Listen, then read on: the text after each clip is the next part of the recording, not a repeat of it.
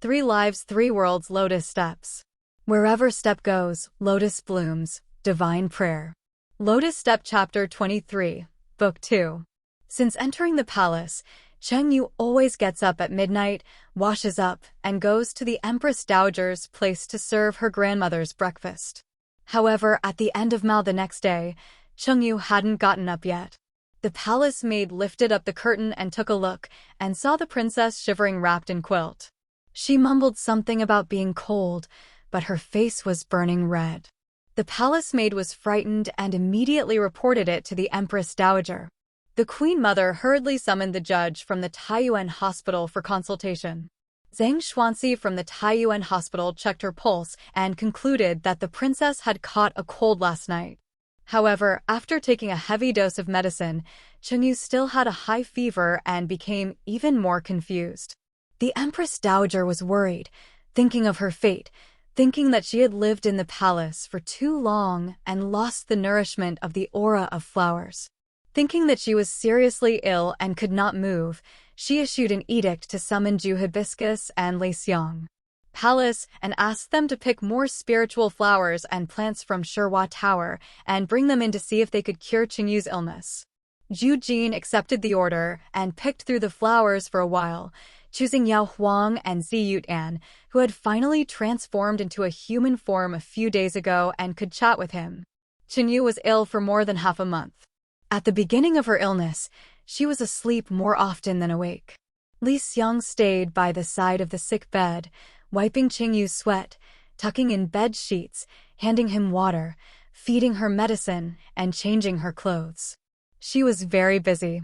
3 men, Zhu Jin, Yao Huang, and Zi Yutan, sat outside and did what they could, caring for Cheng Yu when she was awake and covering her up with quilts and drinking more hot water.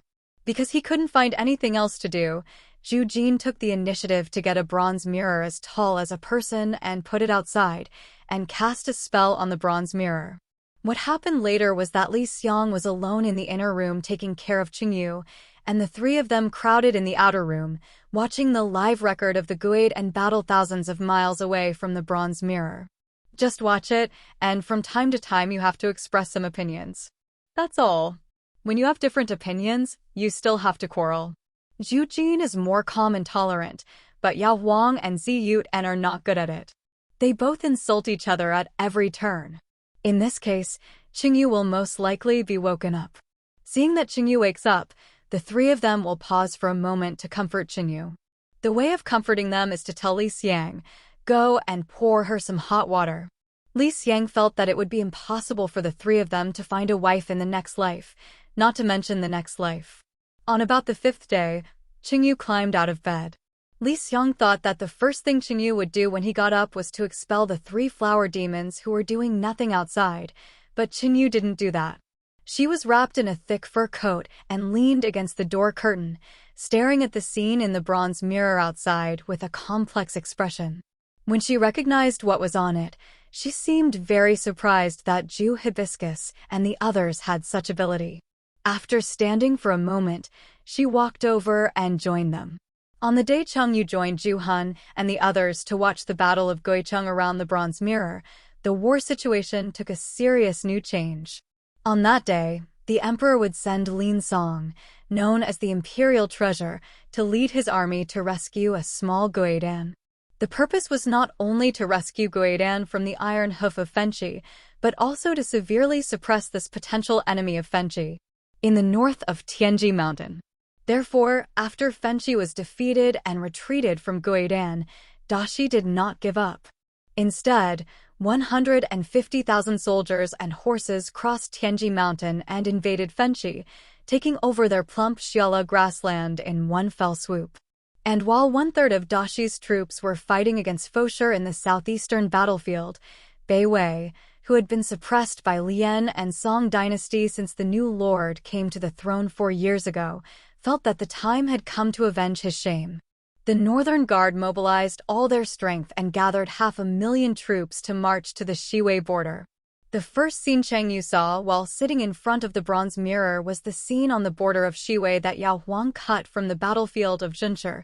Bai Wei declared war on Dashi. In order to help Ziyu An, who had the weakest military knowledge, understand the current situation, Zhu Jin even got a map.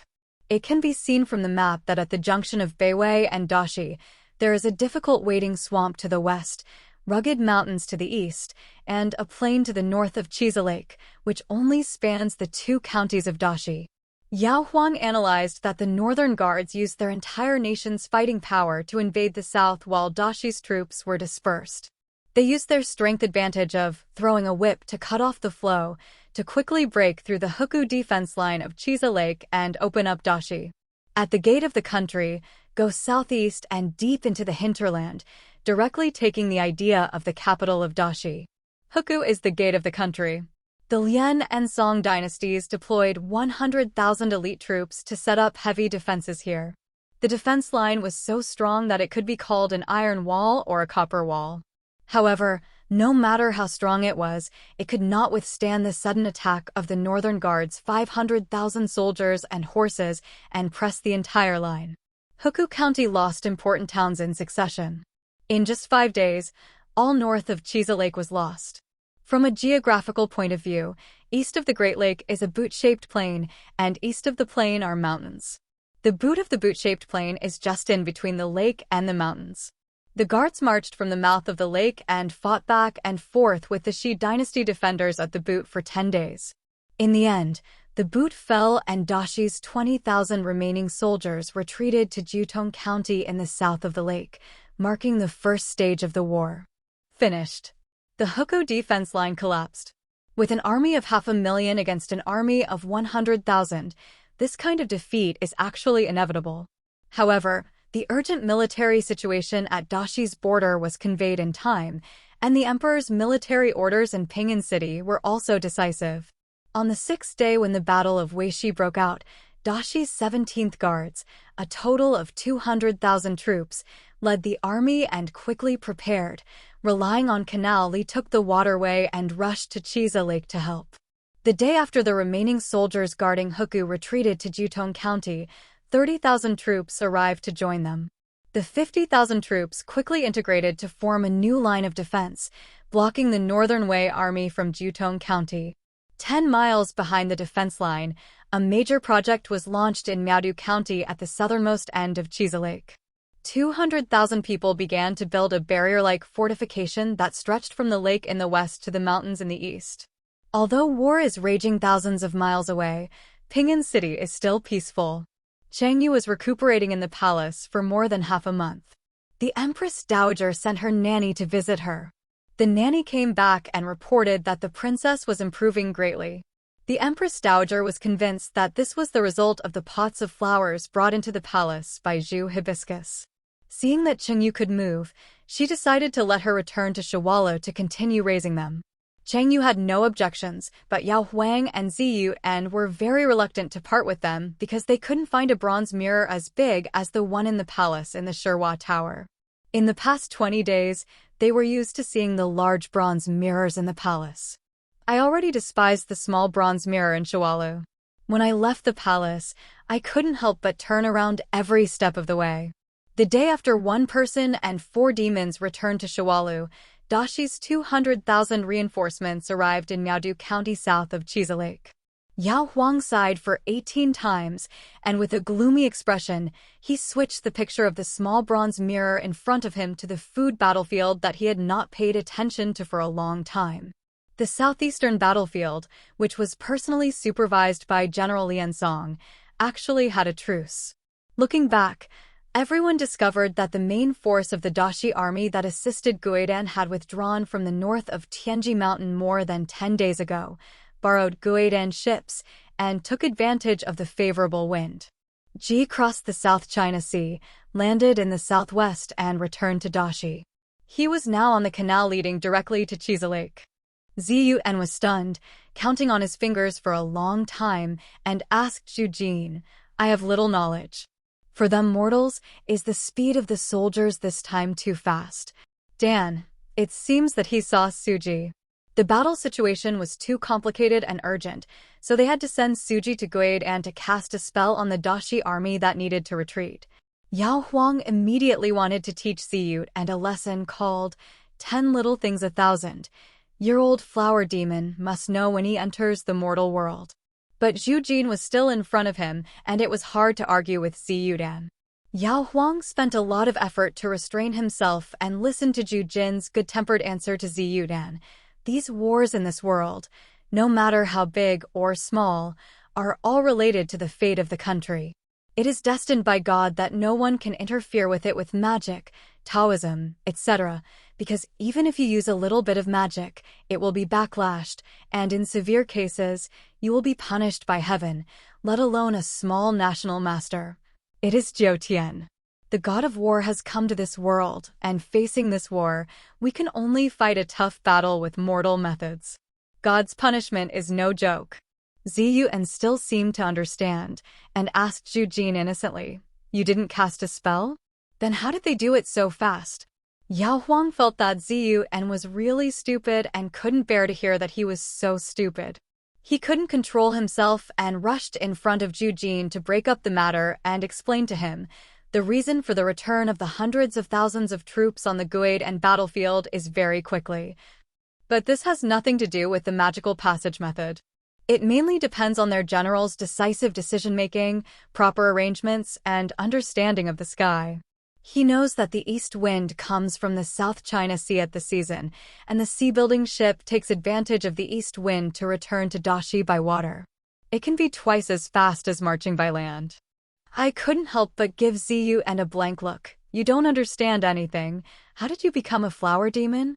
Ziyuan was about to rush over and have sex with Yao Huang on the spot, but was stopped by Zhu Jin, who was sitting in the middle. Qinyu moved the stool farther away from the three of them. At this time, the picture on the bronze mirror returned to the Shiwei battlefield.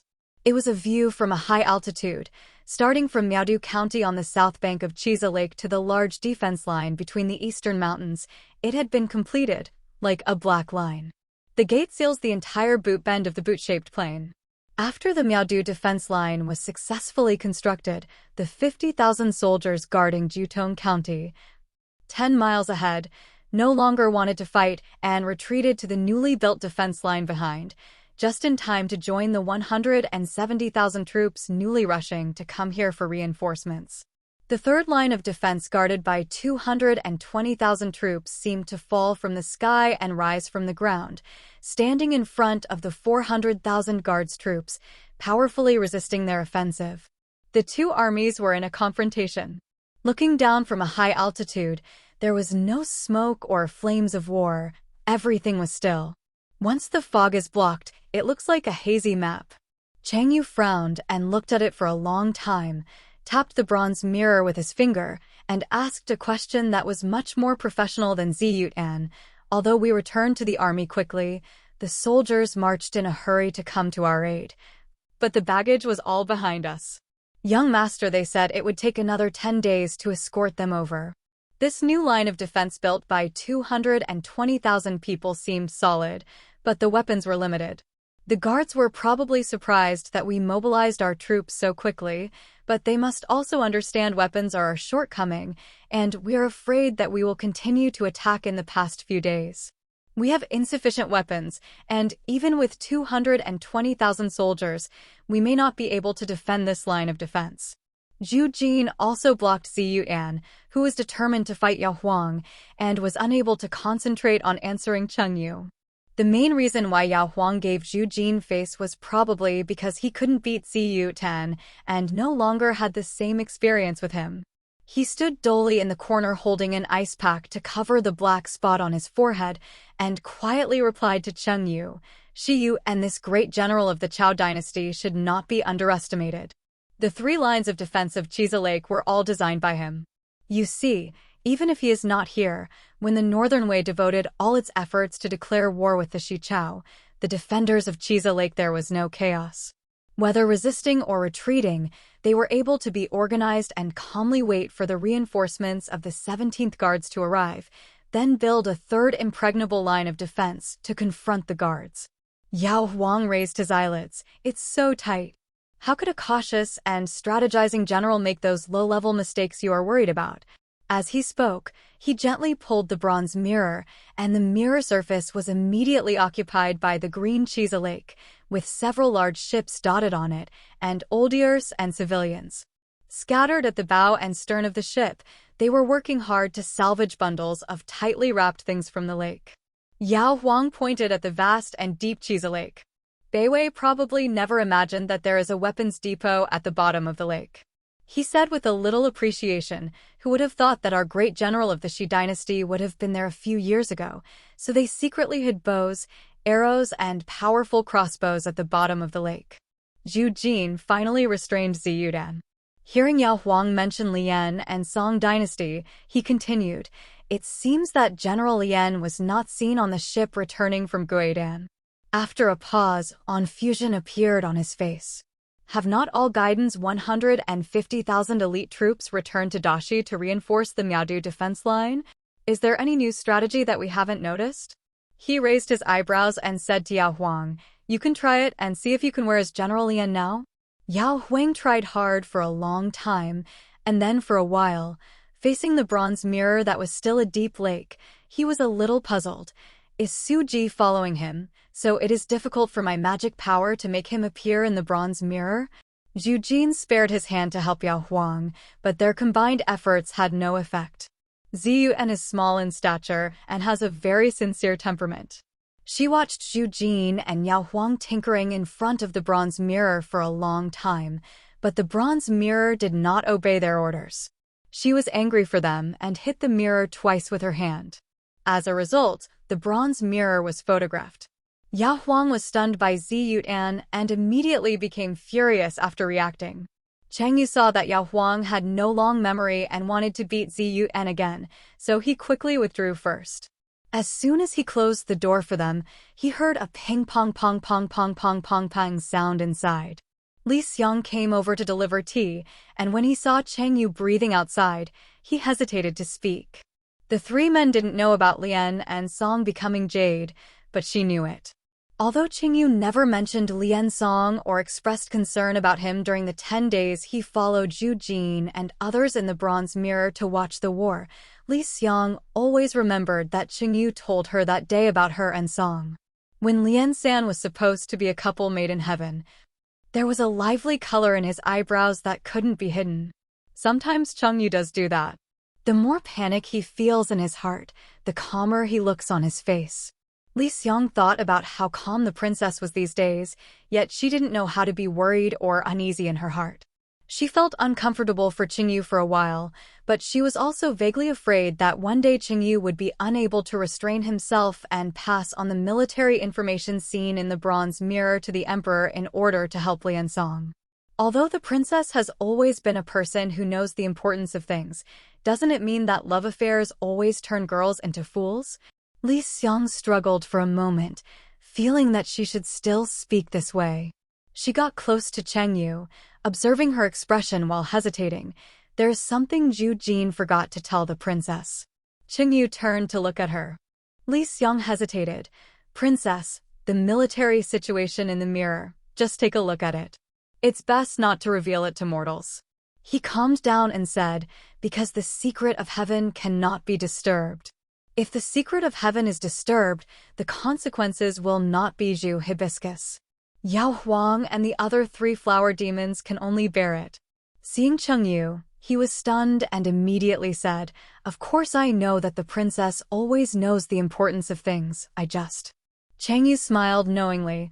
I know, you're afraid that I can't help but help him. You don't have to worry, she said. Li Xiang saw the corners of her mouth curl into a mocking arc. Qingyu doesn't often make expressions like that, so when he does, it's particularly surprising. It was a smile, but a mocking smile. He doesn't need any help from me, she said lightly. Li Xiang nodded suspiciously and then suspected that he had seen it wrong. After thinking about it, he comforted her. Even Yao Huang said that he is powerful even as a general, so he must be very powerful. Yao Huang is in charge of the national destiny of the world. Not many people in the world can like him. So even if the princess does not need to disturb the general Tianji gang, he will be fine, and the princess does not need to worry. When the girl heard her words, she tilted her head slightly and seemed to be lost for a while. After a long time, she smiled with unknown meaning. Yes, she seemed to agree, and then looked at the street scene in the distance with somewhat interest.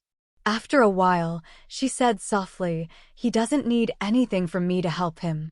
There is nothing in the world that can't help him." She lowered her eyelashes slightly and smiled again. "I am immortal. I have done everything in the past. I just don't know my own abilities."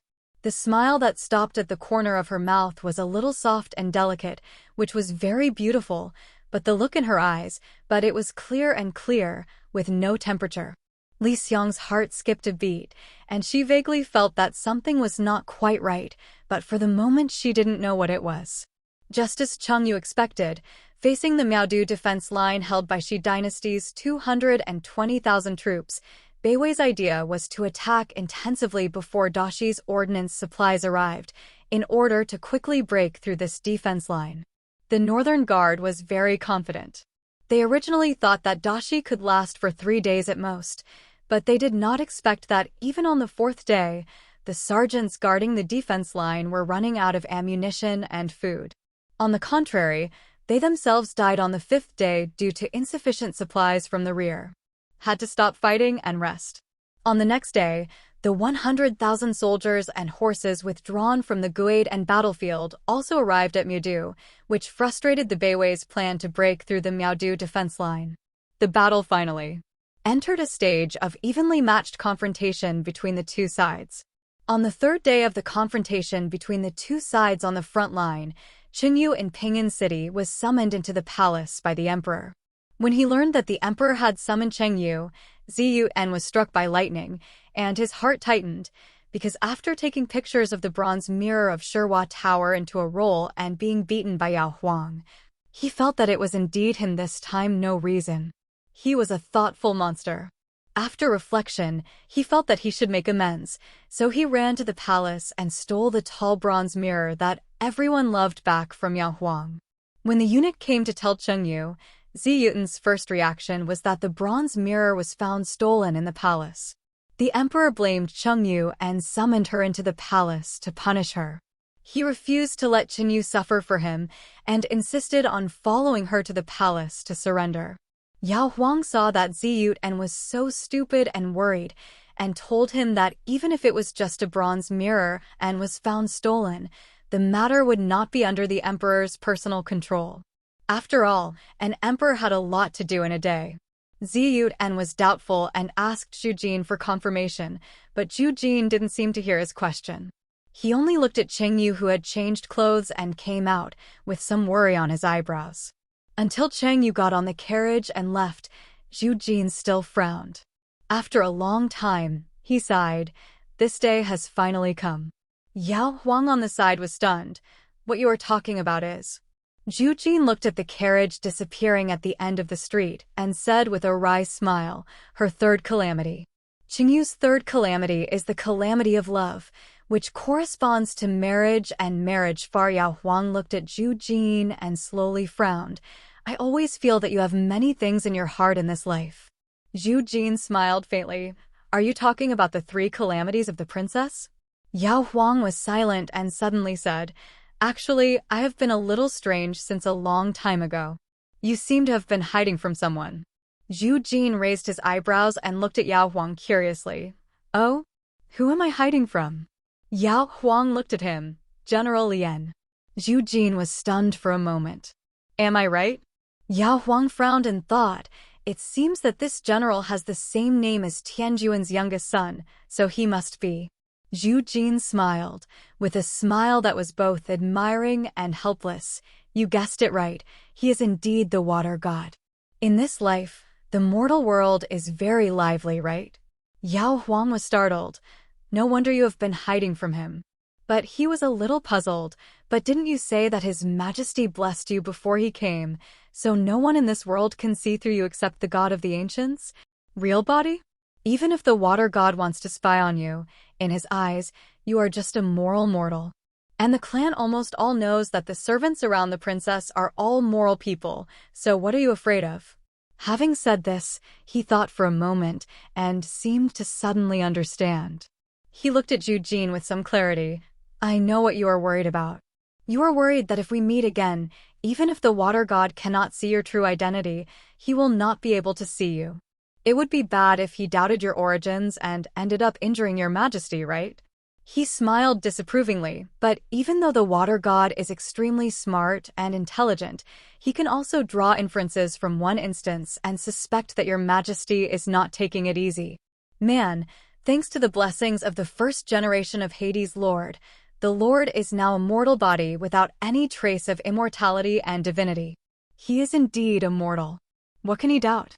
If he is a god, even if the immortal is suppressed, the immortal after all, her body is also an immortal body, which is different from the mortal body, but since you have such a mortal body to protect her in this life, it can be said to be foolproof.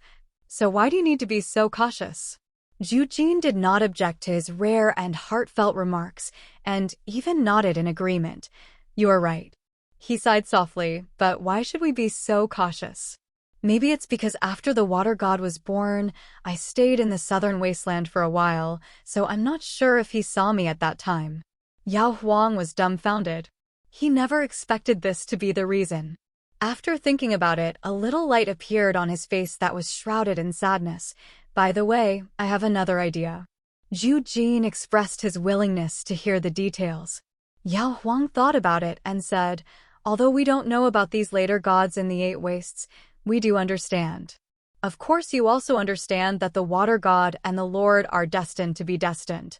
Since the water god happens to be in this world, maybe there is no need to ask the princess to get married. Maybe the water god can resolve it. But before he finished speaking, he was interrupted by Zhu Jin's deep voice. The usually steady young man actually spoke harshly at this time, and his brows were filled with a serious cold look. Are you even confused? We can't interfere with this calamity. He looked quietly into the distance. My mission is to enable her to successfully overcome the catastrophe and return to her position smoothly. If the water god is introduced into this matter, there will inevitably be trouble again, and I cannot take the risk. But, Yao Huang deliberately retorted, but looking at the young man's extremely serious expression, he was speechless for a moment. Qinyu sat in the imperial study, holding a teacup and thinking slowly that the emperor had summoned her to discuss something, probably a marriage. In fact, she had some guesses on the way here. After greeting the emperor in the royal study, the emperor gave her a seat, and she was almost convinced. Because she usually came to the imperial study room to listen to lectures, she would either stand or kneel. The emperor's love between brother and sister, which had nowhere to be placed, was almost entirely placed on her. He loved her deeply and controlled her strictly. The emperor had never given her a seat. Did it? The battle between Shiwei and Shiwei was very tense a while ago. He must have spent a lot of energy on the battle, and the emperor seemed to have lost a little weight. He first asked if Qinyu Fenghan was feeling better, looked at her from head to toe, and asked eunuch Shin to get her a hand stove, before getting to the point. The fourth prince of Wu Nuosu asked me for help a few days ago, saying that this summer when he was vacationing in Kushuiyuan, he once saw your heroic appearance on a horse at the wedding venue. Since then, he has kept you in his heart, fell in love with you, can't help himself, and hopes to ask you to marry him and be his wife, in order to achieve good relations between the two countries. Qingyu knew that the most appropriate expression at this time was surprise, so she made a surprised expression. But she was not actually surprised. Shiwei was at war. At this time, he sent the daughter of the clan to make a marriage. The country that made the marriage must be the country that the emperor considered to be the most beneficial alliance for this war. Wunuosu is located in the north of Dashi and the west of Beiwei. It has borders with both countries. It is the first choice for alliance. Therefore, if she wants to get married, Wunuosu will most likely be the place to marry. She had thought about it on the way here. Chengyu, the fourth prince of Wunuosu, has never met her. As for Chengyun's words that this fourth prince had a relationship with her once in Xiushui Garden, and they became deeply in love after they said goodbye, she did not take these words into her heart. The emperor coughed, and eunuch Shen handed over a cup of ginseng tea at the right time. The emperor took a few sips, put the teacup on the table, looked at Qingyu in a daze for a moment, and said, "The fourth Prince Minda is the younger brother of Crown Prince Wu Nuosu. I have had a very good relationship with the prince since childhood. He is a talented person, clear and cheerful, and good at both civil and military affairs. He asked the emperor for you, and the emperor thought about it and felt that he is a good match, and he also intends to give you to him." Chang Yun paused, stroking a paperweight in his hand, his eyes focused on Cheng Yu's face, and his voice was gentle. "But after all, marrying far away, the emperor doesn't want to force you, so he summoned you to the palace, and he also wants to hear your opinions." Opinion. Although the emperor described the matter as if it were an ordinary marriage proposal, and because a handsome prince was seeking to marry a beautiful princess, the marriage proposal was somewhat romantic, but of course this was not the case. In fact, as soon as Cheng Jun received the news of the border emergency declared by Beiwei, he sent a letter to discuss with Lian Song, decided on a plan to form an alliance with Wu Nuosu, and selected envoys to send envoys. But at this critical moment, the shorter the negotiation time, the better. In order to make the alliance foolproof, Cheng Jun summoned Wu Nuosu, who had accompanied his brother on an envoy to Dashi this summer and did not leave with the envoy. Instead, he stayed in Pingan City to study. The prince entered the palace to talk secretly. This secret conversation was a deal. Cheng Yun hoped that Minda could return to China to help Dashi's envoy lobby his father and elder brother to promote an alliance between the two countries as soon as possible. In exchange, Cheng Yun could also respond to Minda's request, grant what he asks for. The emperor's promise is a heavy promise. If Minda was ambitious and asked Dashi to help him seize the throne in the future, Cheng Yun might agree. However, the fourth prince loves beauty rather than power, so he used this promise to propose marriage to Hong. Princess Jade becomes you as his wife. This is certainly a no-brainer. Cheng Yun agreed. Minda is indeed very talented.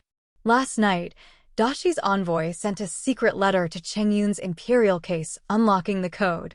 The letter said that the alliance was completed, and also said that when the letter was sent, the troops withdrawn from the battlefield 40,000 troops have arrived at the Wunuosu border. At night, they will secretly enter the Wunuosu kingdom. Following the general's orders, they will launch an attack on the northern border of Wunuosu and Beiwei, and attack the empty rear area of the Beiwei kingdom. Turn on the fire. When the emperor received the letter, the northern guards should have divided their troops and returned to the defense. The rescue of the lost city had been completed. The confrontation on the Miaodu defense line should have been broken. From now on, the battle situation would smoothly transition towards the situation predicted by the general. Please, Your Majesty. Don't worry. The alliance is established, and the newly opened Western Front in Wunuosu Kingdom is also progressing smoothly. This is certainly a gratifying thing, but it also means that the time has come to send Qingyu to Wunuosu. Therefore, Cheng Yun summoned Qingyu into the palace. Cheng Yun had already agreed to Minda's marriage proposal, and this was an irreversible matter. When he mentioned this matter to Qingyu today, he said that he didn't want to force her and wanted to listen to her opinion, but he couldn't bear it. It's just a name of coercion that makes Qingyu nod his head. He wasn't quite sure what his general's attitude was towards Qingyu. Although he had intended to bring the two of them together in the past, it was different now. If Lian Sanyi admires Qingyu, but he forcefully orders her to be sent for marriage, saying that it is inconvenient will cause a rift between the monarch and his ministers, but if Qingyu agrees to it, it will be different. He knew that his cousin was smart and could understand the importance of this marriage without his advice. She had always been righteous and she would nod on her own. It's not that he doesn't love her. In the past, he heard her talk about things confusingly. Girls like princesses and princesses, we might have to leave our country and leave home one day, marry our relatives far away, and learn music, chess, calligraphy, and painting, anyway. Those foreigners can't appreciate it, so they might as well learn their local more and fewer. He was still angry at her for always talking nonsense, and also thought about how he could let her go abroad and marry far away from her family. At that time, he never expected that one day her words would come true, and he would choose to sacrifice her without much hesitation. But once he became the king, he had to care for all the people and shepherd the people. He had heavy responsibilities on his shoulders, so he could only choose this way. Those who walk the emperor's path well must be lonely and widowed. Cheng Yu sat quietly on a stool. She understood the emperor's attitude and understood that although he told her that she could express her opinions, in fact he did not want her to have any opinions. Born in the royal family, she knows everything there is to know, and she has traveled thousands of miles, read thousands of books, and has at least ghostwritten hundreds of current affairs coursework for the unlearned aristocratic youths in the capital. So she also guessed the turmoil behind this marriage. The emperor asked her what her opinion was about the marriage. Although the emperor didn't like her opinion, she really didn't have any opinion. She should have passed the illness calamity and the fate calamity calculated by the old Taoist in the past. She didn't feel that she could not cope with this third calamity. She just never thought about it. The old Taoist said that once she got married, her life would be over. She had really resisted this in the past. This colorful world was so colorful and colorful. She wanted to live. Who wouldn't want to live? But leaving her to marry far away could help all the people escape the war as soon as possible. Even though the marriage might cost her her life, she couldn't say no. She was raised by the people of Dashi, and even if she died for them, she would die a worthy death. Although this fate was cruel, perhaps it was because she had expected such a day, so she had no self-pity or sadness. She has been to the underworld, learned that after death, the ghosts will return to the underworld, cross the Sibuquan, passed the Duanqing Gate, drank the water of the Forgotten River, went to the reincarnation platform, entered the rebirth tree, and then threw herself into a world like a piece of white paper. New place, new person. That didn't seem like anything terrible. Going to Wunuosu is not like going to a lonely new place, cutting off the past, and becoming a new person. So what's the big difference between dying and entering the underworld at the same time? Therefore, she did not tell the emperor what the old Taoist had said to her.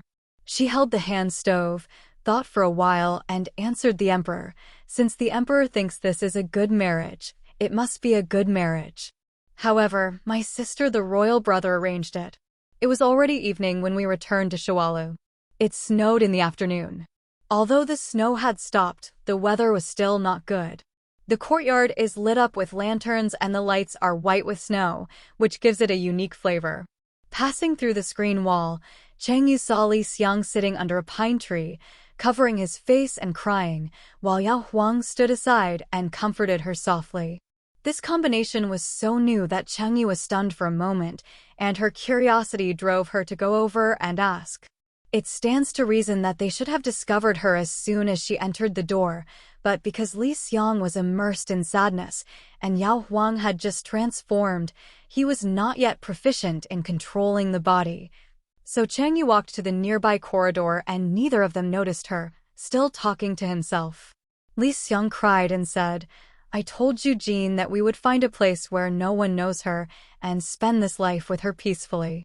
But I didn't expect that Jean would still be so cold-hearted and ask me, are you still here? Remember, in every life, at the last moment, you will always beg me like this, but my answer is always the same. Li Xiang's voice became hoarse with hatred. Of course I remember the past 7 lives, the last moments of each life. He was the one who killed her. Yao Huang patted Li Xiang's back to help her calm down. You are talking out of anger, he said. She was originally heartless, loveless, and desireless. After her resurrection, she reincarnated into the mortal world. This life after life was just for the sake of learning. Acquire the joys, anger, sorrows, love, evil, and obsession of mortals. When she acquires an emotion, her experience in that life is over. Staying any longer is not only meaningless, but in fact it is still delaying her. There is nothing wrong with Zhu Jin's actions. Li Xiang tightened the silk handkerchief she was using to wipe her tears and shed tears, but she is different in this life. This is the last life. She came to this life with all the emotions she had learned in the past. She has joy, anger, sorrow, and joy, So agile. Cute. How could he let go of Zhu Hibiscus? How could he just watch? Yao Huang interrupted her. Zhu Jin is also reluctant to give up, but she came to this world in this life just to complete these 3 tribulations. In order to obtain a complete personality, she has gone through 16 lives of practice. If she avoids in this tribulation, she will not be able to complete her studies in this life, and she will have to go through another life again. But back then, the Lord of the Underworld only made 17 mortal bodies for her. If she cannot succeed in this life, with the power of Zhu Hibiscus and us, we can go to another life. Where can we help her find a mortal body that will not let others see through her identity? How can we ensure that in the next life she can practice stably in the human world without being noticed or competed for? How many children will be born then? I'm afraid we can't control the incident at all. Li Xiang wiped away her tears. I know too. I just can't bear to part with her. Is she still the same person in this life as she was when she completed her cultivation and became a god? In my eyes, no, I don't expect to be able to accompany her for decades. Even if you let me stay with her for a few more years. Yao Huang sighed softly. The first 2 calamities were resolved and resolved. Maybe this time it can be resolved as well. Don't blame Zhu Hibiscus anymore. If this 3rd calamity can be resolved eventually, she doesn't have to do it. Only by sharing life and death can we learn that knowledge. He turned around and said, then, after she learns what a mortal is burdened with, what worries are, what love is, what sweetness and pain are in love, and she completes the practice of this life, I guarantee that Zhu Jin will never be like that in previous lives. You have to know that he is not hard-hearted, and he cannot bear it, so you will have time to accompany her. Yao Huang suddenly fell silent, and his sharp eyes suddenly widened. Flower Master. Not far away, by the eaves of the corridor, under the snowy light, the girl's face was pale. She stared at them for a moment and said in a low voice, "Are you talking about me just now?" The 8 words came like a huge wave. Peony Emperor Yao was used to seeing the world and had always been calm. At this moment, he couldn't help but panic, and his voice lost his composure. The flower owner misunderstood. He didn't know what excuse to make at the moment. Li Xiang hurried to help, but she has never been very smart, and this time her quick wits did not exceed her usual level. She made up a set of incredible rhetoric. We are just talking about Ziyuan. Ziyuan is just like you, the Flower Master. He also has 3 calamities, but because his emotional intelligence is not very high, he has to learn from ordinary people. Yao Huang felt desperate. Just when he had a premonition that the sky might collapse, Zhu Hibiscus appeared silently behind Chengyu. With a gentle touch of his hand, the girl fell into his arms. Zhu Jin faced Li Xiang with a sullen face and said angrily, "Do you think she will believe your rhetoric?" Yao Huang was silent, and Li Xiang knew that he had gotten into trouble, but he was worried about what Zhu Jin would do to Chengyu, so he mustered up the courage to sob. "You, just erase her memory just now. Don't do anything else." Zhu Jin's hand, which was about to erase Chengyu's memory, paused.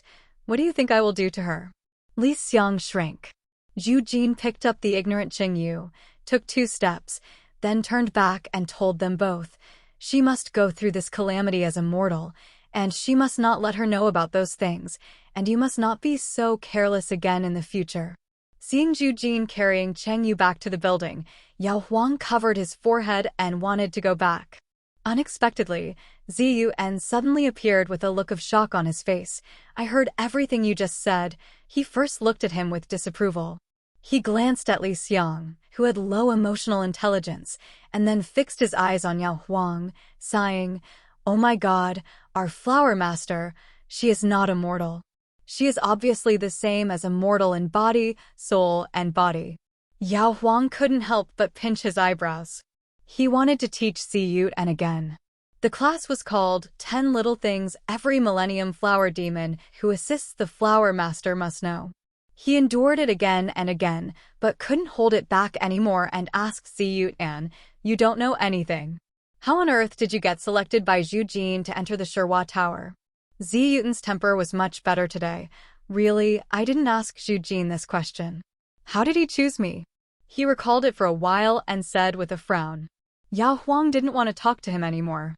He felt so bad that he pinched his eyebrows, and the news that Princess Hongyu was about to go to Wu Nuosa Kingdom with her bride spread throughout the government and the public within 2 days. Miss Chi quickly went to the door, but was told that Chengyu was not in Shihua Tower, but had gone to the Ice Lantern Festival. The Ice Lantern Festival is held to welcome the winter solstice, and is held by the Bihu Lake next to Zhengdong Street. The sky was cloudy and windy, and it was subcold tomorrow, and the day after tomorrow was the winter solstice. It was not yet time to celebrate the festival, so there were not many people at the festival. Miss Chi walked back and forth along the lakeside, passing through the exquisite ice sculptures, and saw a young girl in white sitting in a small pavilion in front of her, who looked like a jade. The maid next to the girl looked a bit like Riki in stature. The two of them were sitting and standing, with a stove placed on the stone table in front of them, as if they were doing the elegant thing of warming wine and enjoying the snow. An ancient poem goes like this: green ants make fresh fermented wine, and red clay stoves make small stoves. The cloudy and snowy day is just the right time. Miss Chi thought about it and walked over. As she approached, the girl in the pavilion just raised her head. She was a little surprised when she saw her, but immediately greeted her with a crooked eyebrow. Xiaoqi, why are you here? The jade chopsticks were still stuck in the silver pot on the small stove. Do you want to cook hot pot with us? He turned to Li Xiang and told Li Xiang, quickly give Xiaoqi a pair of chopsticks. Miss Chi. Chengyu saw that Miss Chi was speechless for a moment, then thought about it. Oh, you're not good at eating red pot. He explained, I didn't expect you to come, so I didn't prepare the Mandarin duck pot. Li Xiang suggested on the side, you can rinse it in a pot first, then pour it over water and eat it. That way it won't be too spicy. Chengyu pondered. This way of eating doesn't respect hot pot, right? Li Xiang hesitated. Okay, is it more respectful to hot pot to eat a red pot over water than to eat a clear soup pot? That's true. Chengyu nodded and turned to ask Miss Chi, then I'll pour you a bowl of water. Can you use it? Miss Chi came here anxiously, expecting to see a princess who was extremely worried about being married off. They would also solemnly discuss how to save the matter in a serious and solemn atmosphere. If Qingyu was drinking wine in front of the desolate lake view, that would be fine. He never expected that the two masters and servants were here making hot pot in full swing. Miss Chi didn't know where to start. She sat down at a loss, took the chopsticks and rinsed 2 chopsticks. Qingyu pointed at the spices in the pot and said to the pair, go back to Wu Nuosu, bring more. They probably don't have this kind of seasoning. Miss Chi finally came to her senses. So you went to Wu Nuosa to get married on your own volition? Chengyu was rinsing a piece of beef. I can't say whether it was voluntary or not. She said slowly, putting the cooked beef on a small white porcelain plate aside. But I did agree. Miss Chi heard the meaning behind her words. You mean, the emperor did not force you, but gave you a choice and you chose to get married on your own? Chengyu nodded, then lowered his head and took small bites of the cooked beef. Miss Chi looked at Chengyu's hair and felt like she couldn't breathe. She drank half a pot of tea to extinguish her inner fire before she could speak. Wu Nuosu is indeed an important place in the northwest, and the country is not weak. But its country, the court, is located in a high and cold land with harsh environment and harsh climate. 3 of the 4 seasons are in the middle of winter. The land is not fertile and the materials are not abundant. The food, clothing, housing, and transportation are far inferior to those of Maidashi. And although you are in good health, you are not in Wuzhou after all. I grew up in Nuosu and lived in that high and cold place. Not to mention riding horses, shooting arrows, and playing kuju like you did in Dashi, and it was hard to breathe even after walking a few more steps. Have you ever thought about this? After thinking about it all, Chengyu cooked a piece of lotus root, stared at the gurgling soup, and replied to Miss Chi, these can be overcome. Miss Chi took a breath. Okay, even if you don't care about this, she frowned. Wu Nua is a barbarian country. If you don't practice etiquette and music and don't follow the ethics and teachings, if your brother dies, your brother will marry a widower. If your brother dies, your brother will marry a widower. Except a sister-in-law. So what if you and the 4th prince of Wu Nuosa can really depend on each other until their children are around their knees? If the father dies, the son can still marry other mothers besides his biological mother. If you really get married, this life will be waiting for you. It will be endless training. Have you ever thought about this? Chinyu has never thought about these things, because these things are too far away, and she may not be able to wait until that time. Miss Chi stopped the jade chopstick in Changyu's hand. Go to His Majesty and tell him that you regret it, you don't want to go, and you don't really want to marry far away to Wu Nuosu. Changyu was quiet for a while, then took back his chopsticks and placed them on the white glazed plum pattern chopstick holder aside. She raised her head and looked at Miss Chi with clear eyes. This matter has been settled. There is no change, so don't worry about it anymore. We can stay a little longer at this time, but I'm afraid we won't have a chance in the future. Decided means that the Emperor can only decide the matter. There is no change means that the matter is actually mainly the Emperor's intention. Miss Chi understood immediately, so she was quiet for a moment. It's impossible that there is no change. After a long time, Miss Chi said, I have inquired. Miss Chi frowned and said word by word, on that day, Crown Prince Wu Nuoso led his envoys to our court. Your Majesty entertained the envoys at Xiushui Garden. In the palace, it was not just the 4 princes who were watching. After falling in love with you, the Crown Prince also fell in love with Yanlan. Probably the 4th prince also knew the Crown Prince's intentions and understood that it was absolutely impossible for Dashi to marry the 2 noble girls to Wu Nuosu, so he hid his thoughts. And the Crown Prince led the envoys after returning to China. King Wu Nuosu personally wrote a letter asking for the Crown Prince's marriage to Yanlan. At that time, the Emperor also had the intention to facilitate this matter. Miss Chi paused. If that happens, Wu Nuosu and Dashi will already be in-laws. There is no need to marry you far away this time. Changyu was stunned for a moment. This is happening. He picked up the teacup and put it down again. It's not a pity that Yanlan didn't get married that day.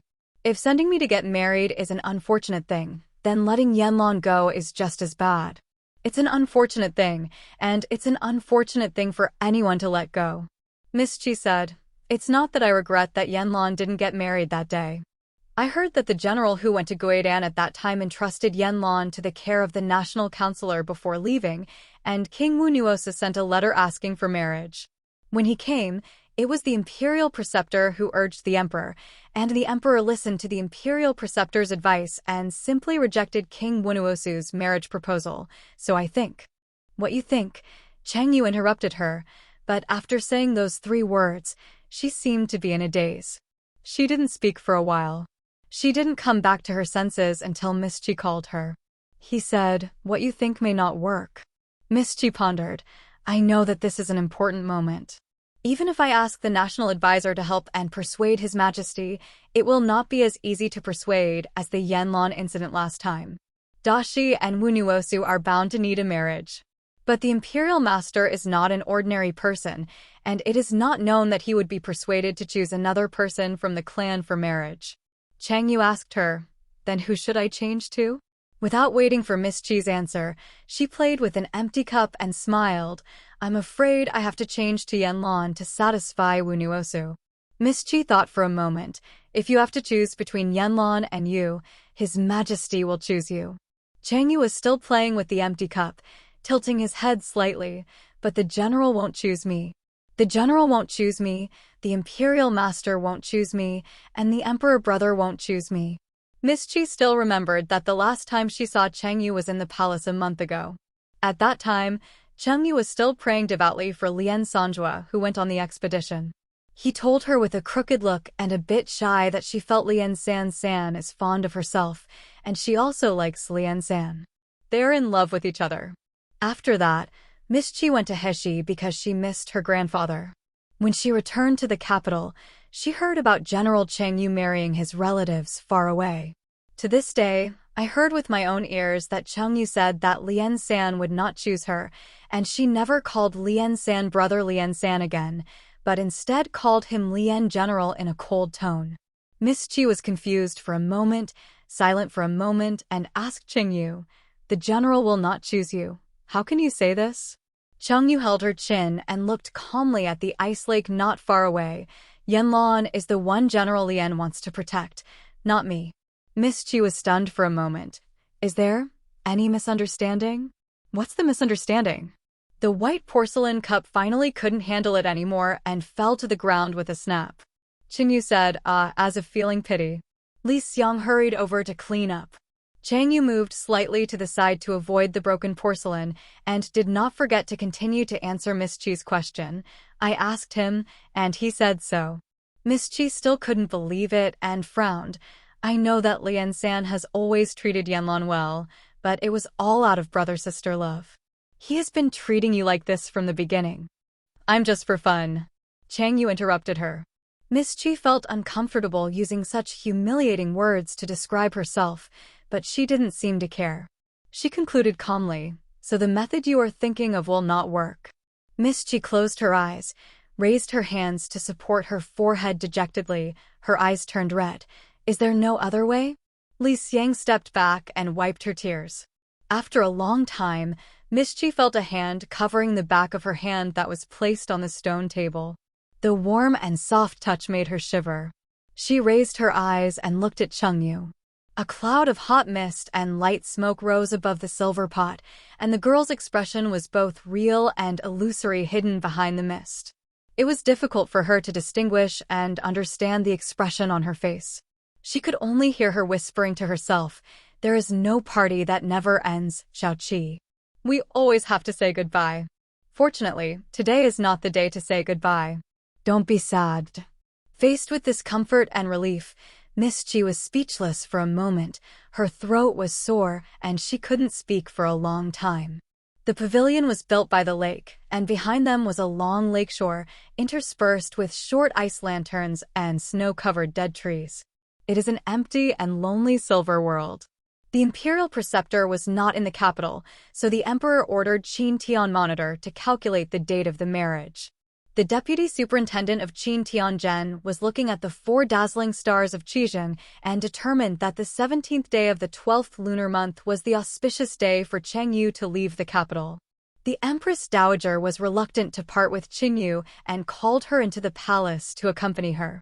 When she heard that Miss Chi had been handed over by Qingyu, she was particularly gracious and announced that Miss Chi would come to Xinang Palace to stay for a while. There is nothing special about the sun and moon in the palace.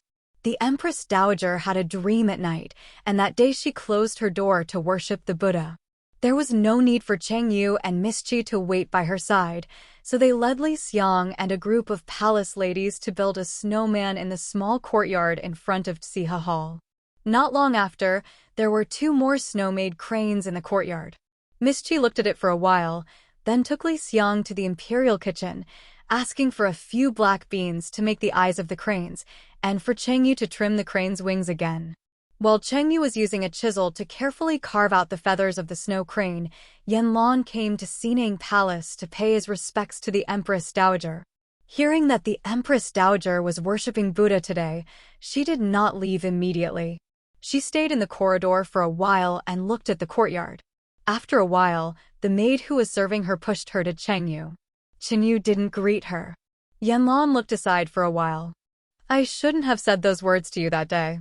She took the initiative to say, some time ago, I met with the emperor and told him that Wunua was not as rich in literature as Dashi and lacked a rich collection of books.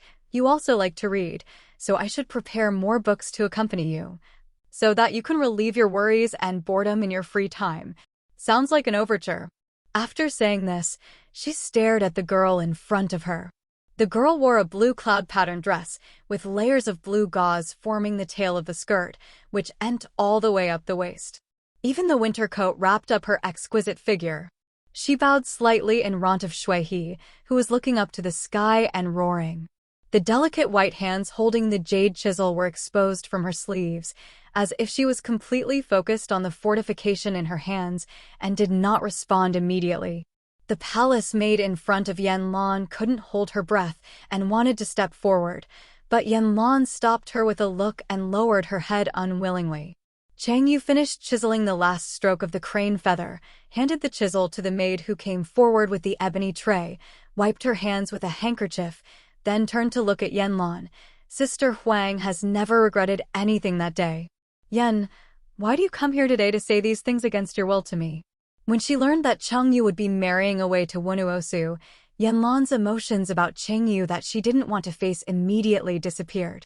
Therefore, she did suggest the wedding gift list to Chengyun out of good intentions. Until today, her mood became more and more peaceful, so she suddenly saw Chengyu.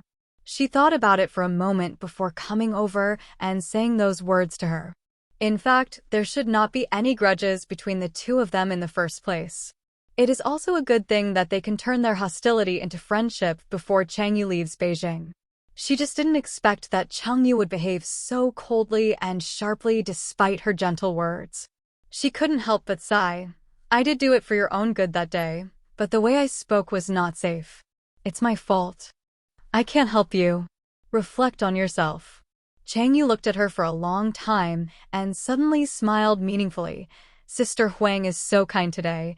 Is it because I am going to the West to get married, and I will never return to the capital again in this life? Although this was the truth, it was extremely embarrassing for Chengyu to tell the cause and effect so bluntly. Yanlan endured it, but finally couldn't hold it back. I kindly apologize to you, so don't be ungrateful. Chengyu had just chiseled the crane, and it was difficult to move around in his cloak. Now he was standing there quietly talking to Yanlan, wearing only a green skirt that was too thin. The palace maid sent her a brocade cloak trimmed with white fox fur for her to put on. She put on the cloak while saying casually, Sister, you know, there are many people in this world who do inappropriate things for selfish desires, but they insist on doing so. Give selfish desires a high-sounding excuse. For example, those who are in the court and oppose dissidents must give their enemies an unjust name, so that persecuting others becomes a righteous act. Another example is those who steal the country, who keep claiming that they are working for the common people of the world. In this way, stealing the country becomes a good deed. The palace maid had stepped aside, adjusting her sleeves, and said jokingly, the only difference is that some people can admit their hypocrisy and some people can't. Sister Huang, you are what kind of person? Yanlan was furious. What do you mean? She didn't really understand what Chengyu meant. She understood that she was mocking her hypocrisy. Is she really hypocritical? She didn't want to think deeply, but she instinctively wanted to refute it, but she seemed to have nothing to say. This was what she disliked most about Chengyu. She didn't understand why she could always arouse her anger and make her lose control with just a few words, so she said coldly, I can't compare to you in terms of eloquence. You are so eloquent. Smart. Why don't you go show off in front of the emperor brother and make him give up his intention to send you for marriage? Seeing that Chengyu still had a calm expression, her malice suddenly couldn't be contained and surged out from her chest. She smiled. Laughing, I have good intentions to clear up the misunderstanding with you, but you are so hostile to me because you know that Wunuosu is actually interested in both of us. In the end, you were the only one who was sent to marry far away, right? Then he saw that the girl had really restrained all expressions that made her unhappy, and her face was blank. Yanlan didn't understand why every conversation with Chengyu felt like a war, but when the enemy called for gold to retreat, she couldn't help but attack. So, you hate me, she said slowly, cheerfully, and maliciously. The girl lowered her eyelashes like a blank piece of paper, slowly dyed with different colors. She pursed her lips and smiled, but the smile was very short, passing over the corners of her lips, like a dragonfly passing by the lotus flowers in early summer in a hurry. It is difficult to distinguish the meaning. Yes, I'm jealous that the imperial sister has the protection and care of General Yan. She is the treasure in his palm. She also sighed, as if she was sincere, and then added, if what I say today makes the imperial sister if you feel uncomfortable, just think that I am jealous of you. She looked at Yanlan, and the smile that disappeared returned to the corners of her lips, but it was clearly a casual joke. Yanlan was shocked. The girl in front of her was only 16 years old. She didn't know much about her before, but she often heard rumors about her innocence. They said that she was like a young bird, growing up without worries under the wings of the Empress Dowager. She developed a pure and kind-hearted and incomprehensible character.